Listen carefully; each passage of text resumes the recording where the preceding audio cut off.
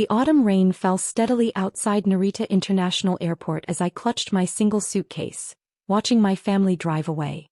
Their last words still echoed in my ears, mixing with the announcements in Japanese that I barely understood. "You'll fail without us." My sister Amanda's voice had dripped with derision. "You can't even speak the language properly. Come back when you're done playing explorer, Olivia," Dad had said, not even bothering to hide his disappointment. "Your position at the family firm will still be there, entry level of course." Only Mom had shown any emotion besides scorn, though her tears seemed more from embarrassment than concern. "What will we tell people?" she'd whispered. "Our daughter, running away to Japan like some anime-obsessed teenager?" I was 26, with an MBA from Stanford and 3 years of international business experience. But to them, I was still the family failure who dared to dream beyond the walls of Harrison & Sons Consulting, our family's prestigious but stagnating firm in Boston. 5 years later, I stood in my corner office in the Shibuya district of Tokyo, watching another autumn rain paint the city in shades of gray and neon. My assistant, Yuki, cleared her throat politely. "Harrison-san, the quarterly reports are ready for your review." She placed a thick folder on my desk, each page meticulously prepared. "And there are more applications from your family's company." I smiled slightly, picking up the folder. "How many this time?" "15, Yuki replied, her professional demeanor cracking slightly. "Including your sister Amanda and your cousin Peter." The irony wasn't lost on me. 5 years ago, they'd laughed as I left everything behind to join a small tech startup in Tokyo. Now, as CEO of Sakura Innovation Group, one of Asia's fastest-growing technology consultancies, I was the one reviewing their desperate applications. My phone buzzed, a text from Amanda. "Liv, please. Can we talk? The firm's struggling and your success in the Asian market. We could really use your help." I set the phone aside, remembering the day I'd announced my decision to leave. We'd been at the annual Harrison family dinner, an oppressively formal affair at the Boston Harbor Hotel. "Japan." Dad had scoffed, swirling his scotch. "What could you possibly learn there that you couldn't learn here, working your way up properly in the family business?" "Everything," I'd replied. "The world is changing, Dad. American consulting firms are losing ground in Asia. We need to adapt to understand the market from the inside." "Nonsense," Uncle Robert had chimed in. "Harrison & Sons has operated the same way for 3 generations. If it was good enough for your grandfather, it's good enough for you." I tried to explain about technological innovation, about changing market dynamics, about the rise of Asian economies. They dismissed every point, every carefully researched argument. "At least I'm dating someone with sense," Amanda had said, squeezing her then-boyfriend's hand. "James is joining the firm next month. He understands the value of tradition." James, now my sister's ex-husband, was among the first to apply to Sakura Innovation Group when Harrison & Sons started losing major clients to more adaptable competitors. A knock at my office door pulled me from my memories. Takashi, my head of operations and one of my first allies in Japan, entered with another folder. "The merger papers are ready," he said in the perfect English he'd helped me trade for my now fluent Japanese. "Harrison & Sons board has approved all terms." I nodded, remembering how this had started. The small startup that hired me had seen what my family couldn't, that my obsession with Japanese business culture and technology trends wasn't naive enthusiasm, but calculated foresight. Within 2 years, I'd helped the company secure partnerships with major Japanese tech firms. By year 3, I was leading their international division. When the founder retired last year, the board unanimously appointed me as CEO. "Should we proceed with the formal offer?" Takashi asked. I opened my laptop, pulling up the latest valuations. Harrison & Sons, once the pride of Boston's business community, was worth less than a quarter of Sakura Innovation Group. Their client list had shrunk by 60% in the past 3 years, while we'd expanded across Asia, Europe, and yes, even America. "Set up the video call with their board for tomorrow morning," I said. 9 a.m. Boston time. "Your father will be there," Takashi noted carefully. "As majority shareholder, he'll have to approve the final terms." I smiled, remembering Dad's last words to me at the airport. "You'll come crawling back within a year, begging for your old job." "I know," I replied, standing to look out at the Tokyo skyline. "Make sure the call records properly. Some moments deserve to be preserved." Later that evening, in my penthouse apartment overlooking the city, I reviewed the applications from my family members.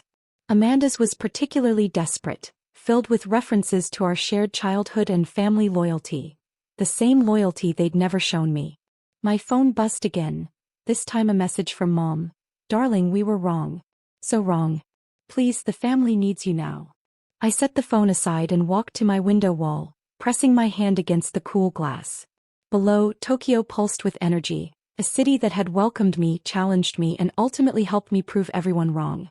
On my desk sat a framed photo, the last family picture taken before I left for Japan.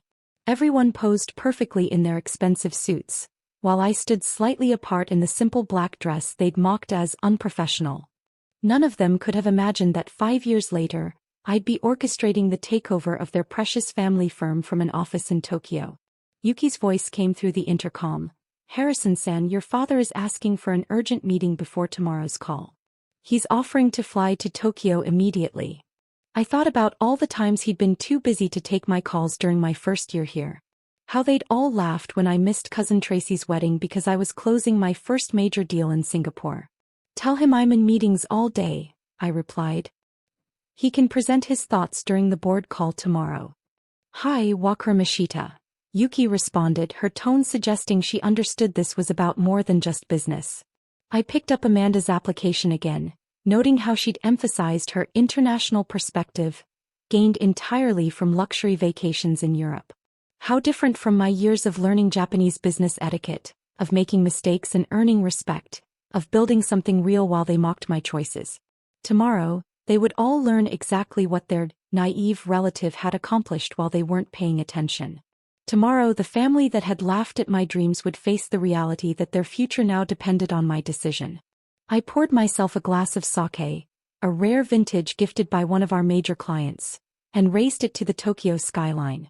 Sometimes the best revenge isn't proving others wrong, it's proving yourself right. The morning of the video call, I arrived at my office before dawn. Tokyo's lights still sparkled against the dark sky as I reviewed the final merger documents one last time. Each page represented a step in my journey from family outcast to industry leader. Yuki entered with my morning green tea, her usual calm demeanor slightly ruffled. "Harrison-san, your family members have been calling since 3 a.m. Tokyo time. Your sister Amanda has sent 17 emails in the last hour." I opened my inbox, scanning the increasingly desperate messages. "Liv, please don't do this to us. We can work something out. Dad's not sleeping. Mom's a wreck. Remember when we were kids? Family should stick together." The last one made me laugh bitterly.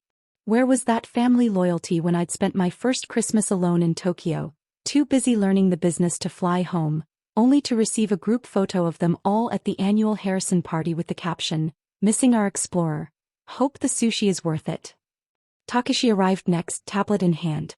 "The Boston office is ready. Full board attendance confirmed." He paused, checking his notes. "Your father appears to have been drinking." "Of course he has," I murmured. "Put them on the main screen." The wall-sized display flickered to life, revealing the Harrison and Sons boardroom. The contrast couldn't have been starker. Their dark wood paneling and oil paintings versus my sleek, modern office with its panoramic views of Tokyo. Dad sat at the head of their table, his usual impeccable appearance noticeably disheveled. Amanda hovered behind him while Uncle Robert and the other board members filled the remaining seats. Their faces showed varying degrees of desperation and resentment. "Olivia," Dad began, his voice rough. "This isn't necessary. We can discuss this as a family." "This is a business meeting," I replied in crisp Japanese before switching to English. "Shall we review the terms?" Takashi began presenting the merger details. Sakura Innovation Group would acquire Harrison and Sons, maintaining it as a subsidiary but completely restructuring its operations. Most current executives would be replaced. The Harrison name would remain but under my company's banner. "This is robbery." Uncle Robert exploded. "You're stealing your grandfather's legacy." I leaned forward, letting them see the Tokyo skyline behind me. "I'm saving it. Your quarterly reports show a 40% decline in revenue. Your major clients are leaving for firms with actual international experience. Without this merger, Harrison and Sons will be bankrupt within 18 months. We just need time to adapt, Amanda protested. Like I needed time? I countered. When I proposed expanding into Asian markets 5 years ago, what did you say, Amanda? Stick to what you know, little sister.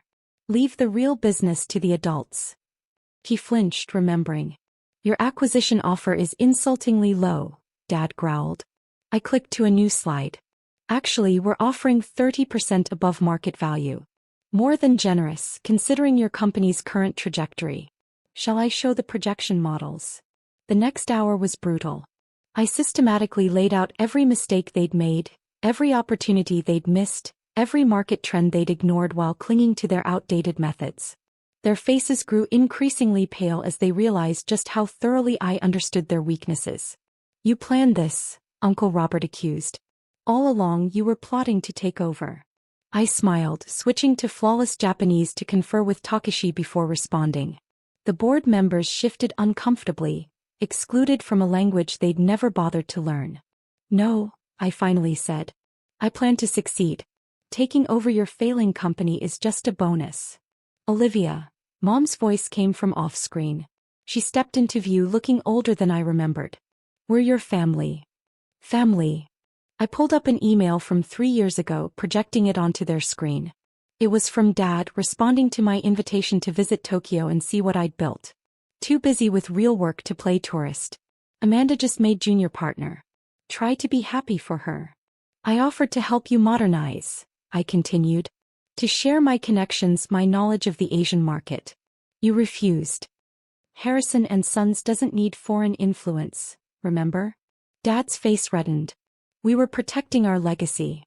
And now that legacy is mine. I nodded to Takeshi, who distributed the final documents electronically. You have 1 hour to sign. After that, the offer drops by 10% every day you delay. You can't do this to us, Amanda whispered. Actually, I can.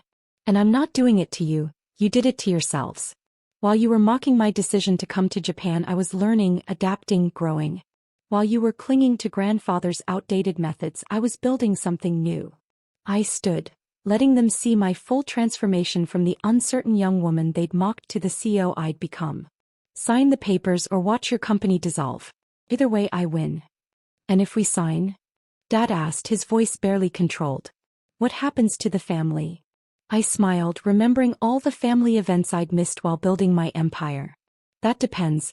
Are you ready to work for your little girl? To take orders from the daughter you said would never succeed without you? The silence was deafening. I'll take your current positions into consideration during restructuring, I continued. But understand this. Merit, not blood, will determine your future roles. Just like it determined mine. One by one they signed electronically, their defeated expressions visible in high definition on my wall screen. As the last signature came in, Takeshi confirmed the transaction was complete.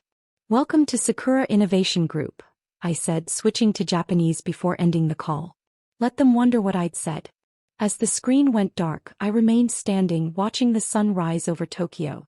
5 years of work, of proving myself, of building something they couldn't dismiss or diminish, had led to this moment. My phone buzzed, a text from Amanda. I'm sorry. For everything. Please give me a chance to learn from you. Next came an email from Dad, its subject line simple, you won. I thought about the lonely nights when I'd first arrived in Japan, barely speaking the language, determined to prove them wrong. About the countless meetings where I'd earned respect through competence rather than family name. About the empire I'd built while they laughed at my adventure. Prepare their new contracts, I told Takeshi. Entry-level positions. They need to learn the business from the ground up, the way I did. And their applications? Yuki asked, gesturing to the stack on my desk. I picked up Amanda's resume, remembering her mockery at the airport 5 years ago. File them with the others. They can compete for positions like everyone else. That evening I hosted a celebration at my penthouse. As Tokyo's lights sparkled below, I raised a toast with the team that had helped me succeed. The people who'd become my real family. To proving them wrong? Takeshi suggested. I shook my head, thinking of the long journey from that rainy day at Narita Airport to this moment. To proving ourselves right. My phone buzzed again. More messages from family members, alternating between apologies and accusations. I turned it off, focusing instead on the city that had given me everything my family had said I couldn't have. Success, respect, and the chance to prove that sometimes the best revenge is simply becoming exactly who you knew you could be. Tomorrow I would begin the process of restructuring Harrison and Sons, of teaching my family the lessons they should have learned years ago. But tonight, I celebrated with the people who had believed in me when my own blood hadn't. Sometimes you have to leave everything behind to find what you're truly worth. Sometimes those who laugh at your dreams end up begging to be part of your reality. And sometimes the best way to honor a family legacy is to completely reinvent it. The next morning's headlines would announce the acquisition. My family would wake up to find their comfortable world transformed, their positions uncertain, their futures dependent on the daughter they'd dismissed. They would learn what I had learned in Japan. That true success comes not from inheritance or tradition, but from courage, innovation, and the willingness to risk everything to prove yourself right. And as I stood in my Tokyo office, watching another sunrise over the city that had made me who I am, I knew that this wasn't just a victory, it was vindication. 5 years ago they'd laughed as I left for Japan. Now they worked for me. Sometimes life's greatest pleasures come not from the success itself, but from the look on people's faces when they realize just how wrong they were about you. The future stretched before me, bright with possibilities. My family would either adapt and learn or fade into irrelevance. Either way I had won. Not just the company but the right to be exactly who I was meant to be, without their approval or understanding. And that, more than any merger or acquisition, was worth every moment of the journey.